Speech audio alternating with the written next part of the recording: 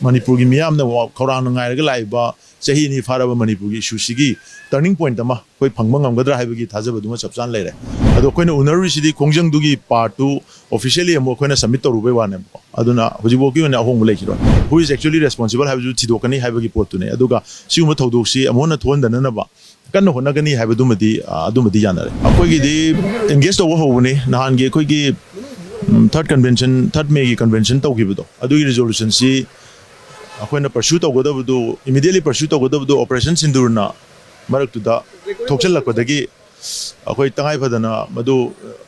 nation gi cost tu yenga koi solidarity extend to ro koi matam khar leure adu jikti sunak adu gi issue du loi ramnina akoi pursue to bo hore na han hapta mang dagi home ministry ga koi communicate to ga lakpudu 27 the fix to ro pa adu 27 si na we prepare tong na ringai marak tu da gwaltawi gi yam nungai ta ba MST bus ki kanu si incident yung thokchal lakpa ana adu gi incident du su mu mapa chana rabnina adu makoina larger koi gi hanagi leriba Manipur crisis ki issue du address tawna ba chatpa du da huji immediately state ta thengnariba mayam gi pen da ba mayam du su dum thamamba phare na chapchana dum ngasi akoi Cocomi na pursue tawriba demand sing du chapchana dum thamame degi de koi gi huji ki Manipur crisis ki oina su further akoi engage tawduri aduga government of India na acknowledgement pi da ba ya da ba issue khara du de koi points oina phajana pura thamamabni na moigi site gi su masi kamaina moi madu resolve tawna na ba honna ga dege haiba gi moi su initiative lakhini ena koi gi su koina compromise to we are da ba issue sing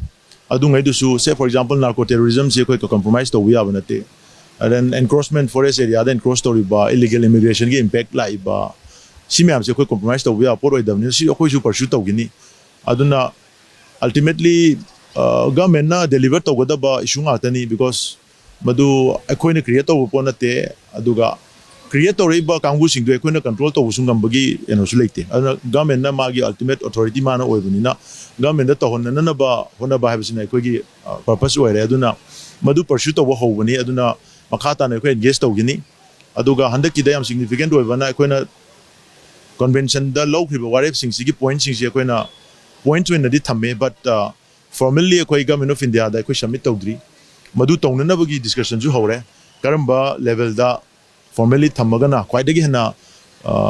symbolic oiba aduga impactful oigadage have do kuchu adugi ju pursue tawre aduna coming days is soidana adugi process ama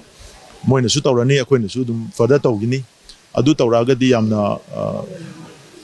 Manipur gi miyam na khawrang ngai ga lai ba chahi ni phara ba Manipur gi issue sigi turning point ama koi phangma ngamgadra haiba gi thajaba duma chapchan leire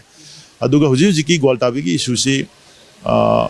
stage da koi miyam demand to riba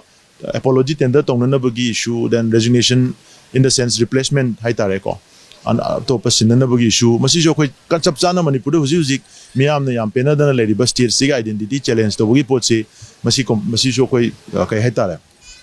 irai line ita negotiate toroga lotion be aport oide masi government ki side tagi chapchaba miyam na pena ga da ba action khara di lobut mathau tai habdo koi chapkan chapchan thami aro moi madu note tawselle note toroga moi higher ups ta thangala kanda khanagani hai aduna madu moi gi agi center gi level dagi decision lore yam phare even lor trogo so koi gi team koi Cocomi gi pursue to budi hujik sida su agitation dum chathari bunina sigi ground to riba campaign sina so dum madu gi di chapcha ba koi result ama su soidana koi lakani result phangdi bodi koi kongjang haldona be wafam di leite aduga ada koi na center da hapselam bi potuna su it will help sagi somda mayam na changjali be kongjang asi da koi mating soina pangani na khalle aduna center gi nakong da chapchana koi officially thamamamni na project moi leithok pusu yaroi it has to be resolved in a very amicable manner aduna madu mayam da thokriba thodu dugi tangai phadana madugi soikriba khotri mayam do acknowledge torok do state ki side tagi adu madiam tangai phade ana madu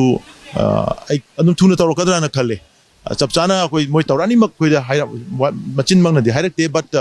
they have acknowledged and noted it adun higher ups thangat ga some decision has to be taken a decision log di yaro damina adu lorokani na khalle aduga hena khara kupthaba detail haigadra nataga huji mayam da leriba anxieties mayam do adu mayam dugi wena amu koi hayengsi formal loina amu koi press meet amagam toge koi committee mayam pulla kanda thamba ya bangai dum thamna na bang honage adna mayamna unnecessary speculations da pangai da haina pangto do to sisu it's a sensitive matter aduna yarin khay tongna da bana num phai adu akoina tawjari si mayamgi concerns tu ne akoina pura saluri se so concerns tu pura thamamaga mu madugi result ma akoi ngai duini aduna Cocomi position kai honingai leite hujik chaliba hujik ground da tawriba ada diplomatically tawriba port ani se tu na chalaga tu na resolve tongna na honda ni na advain thamjage khongjang gi di only when sagi state na respond tawra ka da ahong bala ka da bani ado koina unari sidi khongjang du gi part tu officially amo koina submit tawru be wane aduna hujibo ki na ahong bala kiro koina unari se all communication se moi gi through da gi kano da home minister dum yodui ne mani moi decision lo roi home minister loi lo gani moi si home minister gi formal loiba decisive oiba meeting point na traga decision am lacting da nitty-gritties me am du tanan na bagi moi si thawena du gi appoint tawra lai riba moi responsible officers appointed ke no atane hai tare aduna moi da koina thambi se it will be conveyed to the home minister da gi official in laga maybe in the form of action no na decision lo ga tholakpa ma or akoi da mu communication do koi da mu halakpa ma swai fai le si hong le rena ana adu di koi ngai tab ne amasi thokpham thoktaba adumba yam nuai taba thodu amani kamaina thoi no habisi moi so dugi chap chapa causes to thidong na basu moi honai na hai adu i matang du sa koina dum mayam na hainari ba inquiry committee gi matang do ana noina state constitutory inquiry committee do kitang transparent do ba or independent do wali because mayam na accused do ba officer do i makhada subordinate staff da my officials sing da mai mathate inquiry to ba se it makes little kogi illogical mayam na sumadu kitang ke nuai ti aduna independent to na ba madu gi review mu to na ko edu dum hairame adu maina adun moi su inquiry gi process tuna who is actually responsible have ju tidokani have gi pot tune aduga siuma thodok si amona thon da na ba kan hona gani have du madi janare